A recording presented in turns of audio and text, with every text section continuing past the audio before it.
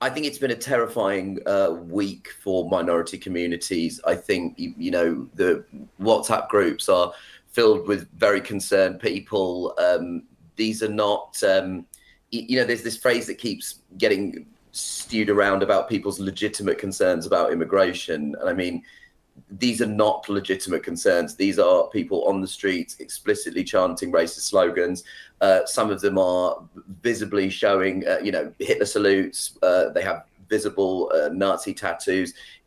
None of this is legitimate concerns. But the only thing that I would say about this is that most of the minority communities I know are not surprised. This has been brewing for a number of years now. And I think it's very important to state that this has not come out of nowhere. There's been a real push to kind of portray this as an act that nobody could possibly have seen coming. But in reality, the normalization of far-right rhetoric has been happening steadily over the past decade and a half. A lot of it coalesced around the Brexit vote in 2016.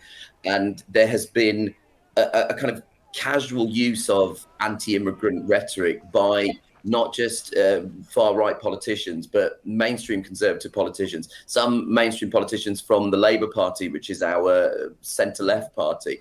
And there have been huge volumes of anti-immigrant sentiment churned out by mainstream conservative media outlets. There are op-ed pieces that have just been filled with bile about immigrants to try and shift the blame for the difficult economic circumstances we've endured for the last decade in this country on immigrant communities and refugees. So I would say, certainly amongst the people that I am speaking to, the mood is profound concern, extreme disquiet, but not surprise. Coco, would you agree? Are you not surprised, sadly, by what we've seen? No, I'm not surprised. I mean, as I think Nish articulated very well there, we've seen a drip feed of anti-immigrant sentiment for many, many years. It's almost like an ecosphere of politicians saying it, repeated in certain sectors of the press. And then, of course, you have the social media aspect and how certain platforms, elevate these extreme views. I think there is a lack of distinction between migrants, asylum seekers, and just people of color.